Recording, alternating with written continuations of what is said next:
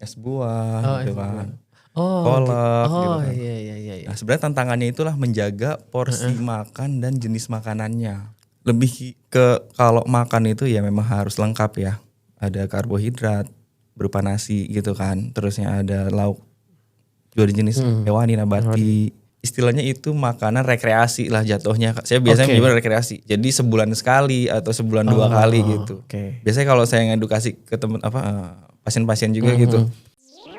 Podcast Pojok Obrolan Sehat Broadcast. Assalamualaikum warahmatullahi wabarakatuh. Selamat pagi sobat sehat semuanya. Kembali lagi di acara Podcast Pojok Obrolan Sehat Broadcast. Udah lama tuh gak panjang. Oke, hari ini kita akan berbincang-bincang mengenai puasa dan kita kedatangan tamu ahli gizi yaitu Mas Bayu Samudra. Selamat datang Mas Bayu. Selamat datang Mas Eko. Terima kasih. Ini udah ke berapa kali? 2 kali ya?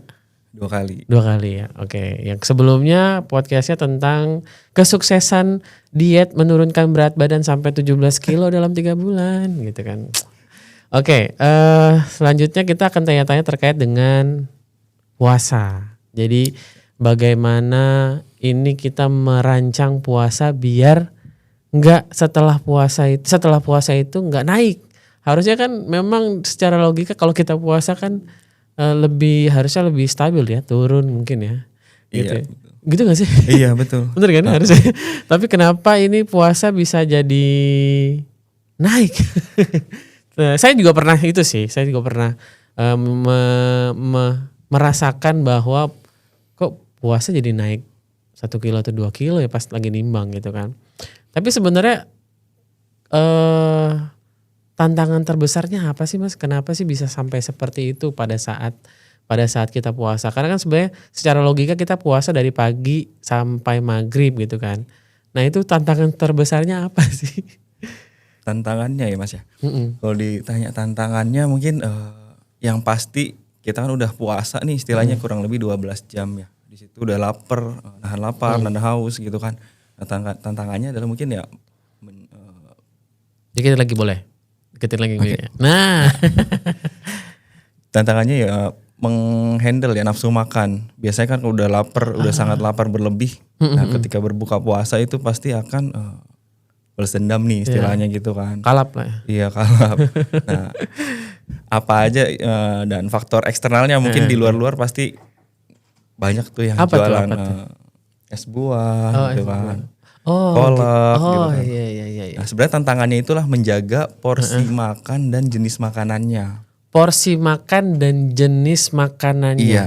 Porsi makanan yang seperti apa dan jenis makanan seperti apa yang harus dilakukan? Jenis makanannya biasanya itu kan kalau orang buka puasa ada identik namanya takjil ya. Nah, takjil pasti umumnya itu olahannya berupa makanan yang bersumber gula dan berlemak, goreng-gorengan, manis dan berlemak gitu. Iya betul. Okay. Jadi kayak sirup, es buah, terusnya kolak, dan bersantan juga kan berminyak gitu kan. Udah bersantan berminyak lagi. Iya betul. Nah, itu kan istilahnya apa ya? Lemaknya tinggi, gulanya tinggi. Nah, membuat rasa kenyangnya enggak, tapi kalorinya lumayan luar biasa tingginya. Oh, jadi makanan-makanan itu tidak membuat rasa kenyang? Iya. Jadi kalau butuh kenyang kan pasti butuh makan banyak ya. Jadi kalau makan lebih banyak lagi pasti kalorinya lebih luar biasa. Lebih banyak lagi. Okay. Iya. Oh, berarti yang kita hindari itu kalorinya? Iya, kalorinya. Betul. Jadi apa ya istilahnya ya hindarilah makanan-makanan yang seperti itu. Gitu. Oke. Jadi kalau sebenarnya apa ya menu apa aja yang disarankan oleh Mas Bayu ini untuk disantap mungkin pada saat sahur atau pada saat buka apa aja? Jadi gini, kita tetap berpedoman pada ini ya Mas, pedoman gizi seimbang ya. Oh gimana tuh Mas? Gizi seimbang dalam artian ada dari Kemenkes itu produknya atau istilahnya isi piringku. Oh yang isi piringku ya. Pasti nggak jauh-jauh dari itu. Kembali lagi apapun kondisinya itu isi piringku. Isi jadi diibaratkan itu 1 piring bagi 2 itu kan. Boleh dimajuin lagi nggak Mas? Oh. Nah gitu aja. Tompoin. Satu piring itu kan dibagi 2, setengah dulu. Nah, Oke. setengah itu isinya sayur dan buah. Setengah itu sayur dan buah Iya, dari piring dari tuh. piring. 3/4-nya sayur, 1/4-nya buah, itu setengahnya ya. Oke. Nah, terus setengahnya lagi itu 3/4-nya makanan pokok, Misalnya apa? nasi, Nasi, oke. mie, gitu. Mie, oke. Terus 1/4-nya adalah lauk. Seperempatnya lauk. Iya, Oke. protein hewani dan nabati. Gitu. Jadi itu istilahnya saran dari kami, istilahnya kalau mengkonsumsi makanan atau saat berbuka, yaitu tetap menu lengkap. Ada nasi sebagai sumber karbohidrat, terusnya protein hewani dan nabati sebagai sumber protein dan lemak. Nah, untuk sayur dan buah itu sumber serat dan vitamin gitu. Jadi kebutuhan gizinya terpenuhi semuanya. Tetap terpenuhi ya. Iya, Baik itu sahur dan buka puasa. betul. Oh, Sahur jadi dan buka sarannya adalah menu lengkap. Oke lah, ada istilahnya takjil gitu kan. oh iya Betul. takjil benar-benar. Jadi Saya baru. kalau misalnya kita bagi ya, misal dalam sehari, sebenarnya ini kan puasa dan tidak puasa itu sama ya, pengaturannya sebenarnya sama Mas. Cuman hanya memindahkan yang sarapan jadi lebih cepat kan, jadi sahur Jadi gitu lebih kan. pagi. Ya. Oke. Terus kalau yang makan siang di skip, makan sore itu dipindahkan jadi buka puasa. Oke. Biasanya gini, saya Mas satu individu gitu kan, punya kebutuhan kalori misalnya 2000. Ya kayak 2000. Biasanya kita bagi tuh, misalnya sahur 40% dari 2000, terusnya 15% 2 kali ya, jadi 30% itu dimakan saat apa ya, Takjil buka. takjil. Takjil. Terus kita ibadah dulu kan, sholat, baru tuh makan Makan besarnya. 30%. Nah 15%-nya lagi nanti setelah taraweh biasanya gitu. Oh, jadi pembakaiannya itu ya. Tuh.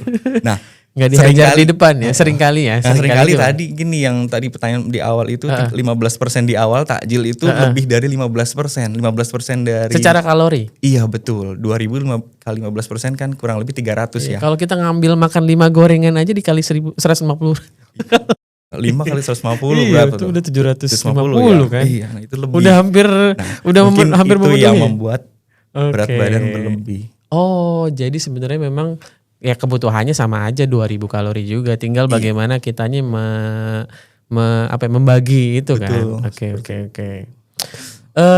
Menarik sebenarnya, tapi kenapa itu bisa jadi hal yang enggak biasa ya? Maksudnya kayak ternyata makanan-makanan yang pada saat berbuka puasa itu yang harusnya lebih sehat jadi lebih apa ya? Lebih berlemak lah, lebih berkalori.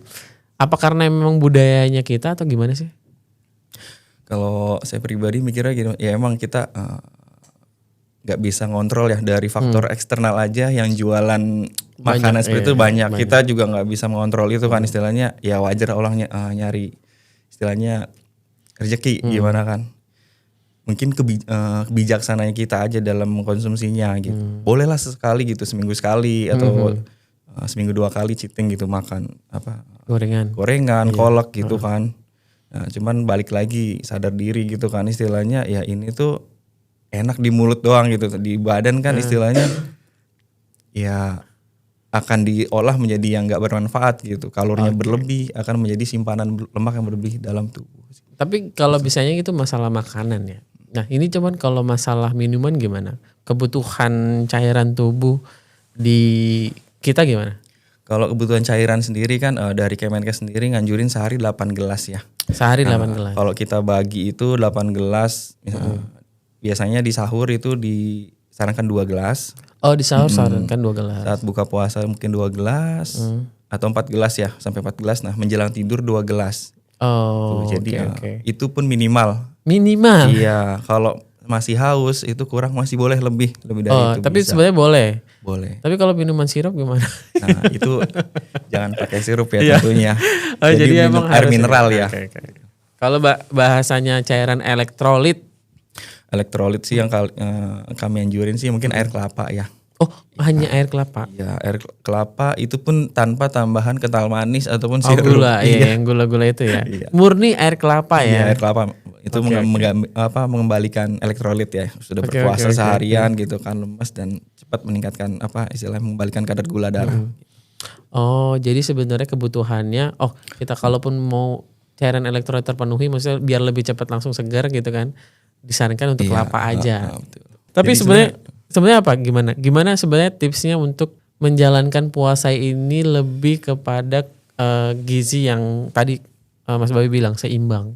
Bagaimana sih tips-tipsnya yang biar masyarakat mungkin bisa tahu kalau ternyata memang yang dianjurkan itu seperti ini. tipsnya gimana ya Mas? Lebih ke kalau makan itu ya memang harus lengkap ya. Ada karbohidrat berupa nasi gitu kan. Terusnya ada lauk dua jenis hewani, nabati, sayur dan buah. Pokoknya wajib. Istilahnya kalau setiap makan wajib seperti itu. Oke. Untuk urusan lain istilahnya untuk cairan atau minuman gitu hindari yang bergula ya. Pokoknya yang manis-manis Yang dihindari. hindarin. Ya sesekali boleh lah gitu kan. Sesekali cheating dikit lah ya. Gitu masih boleh. Gitu. Terus kalau apa namanya? Apa? Istilahnya Cemilan kalau, ya? cemilan gitu kan ya kerupuk, keripik ya itu ya Dihindari. sekali. Ya enggak apa ya istilahnya ya jangan sering-sering lah gitulah. Soalnya kan kadang kalau nggak makan nggak pakai kerupuk kayaknya ada yang hambar. Iya, gitu emang ya. enak sih Mas. Enak. Tapi emang bahaya ya.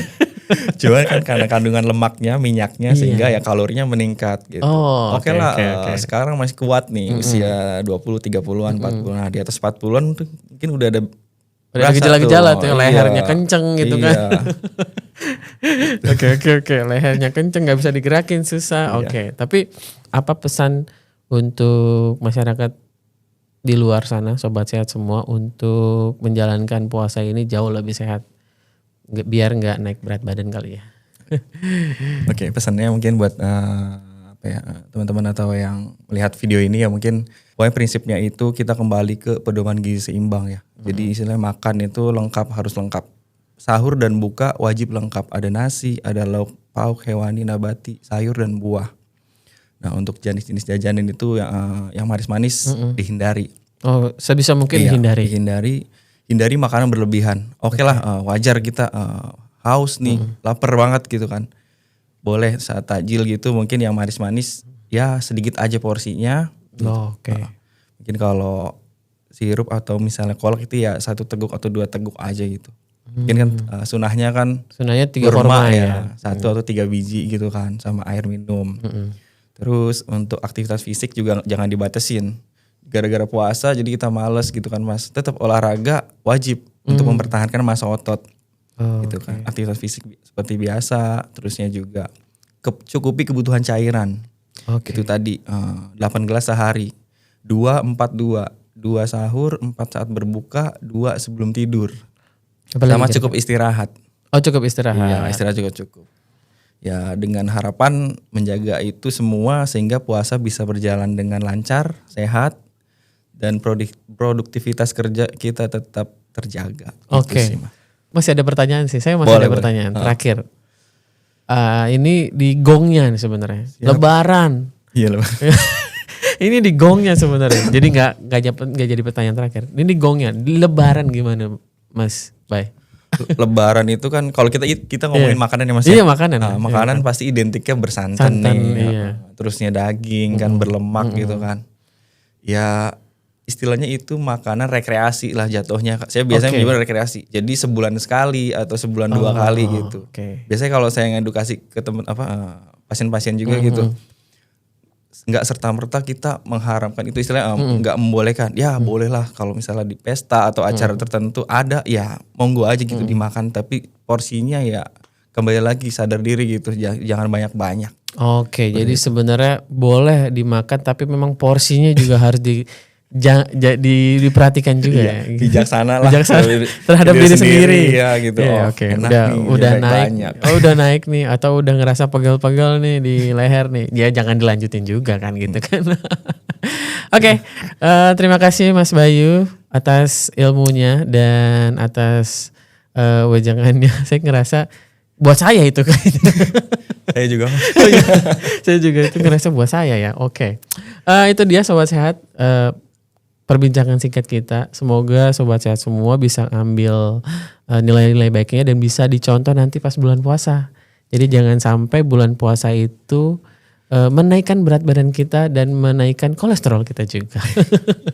Oke, sekian. Terima kasih. Sampai ketemu lagi di podcast selanjutnya. Wassalamualaikum warahmatullahi wabarakatuh. Waalaikumsalam. Dadah.